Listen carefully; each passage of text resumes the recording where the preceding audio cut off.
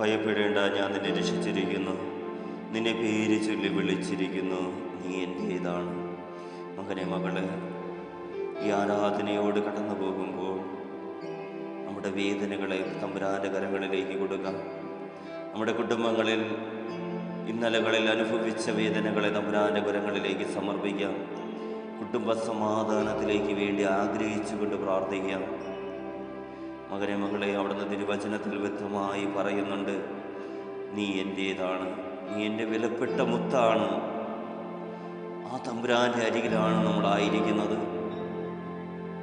ഇന്നലകളിൽ നീ അനുഭവിച്ച വേദനകൾക്കപ്പുറമായി നന്മയുടെ ദിനങ്ങൾ തരുന്ന തമ്പുരാൻ്റെ മുമ്പിൽ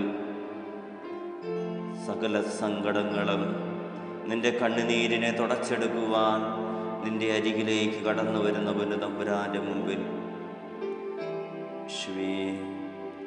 അവിടുന്ന് ഈ നിമിഷം ഞങ്ങളുടെ ജീവിതങ്ങളിലേക്ക് കടന്നു വന്ന് ഞങ്ങളെ അനുഗ്രഹിക്കണമേ.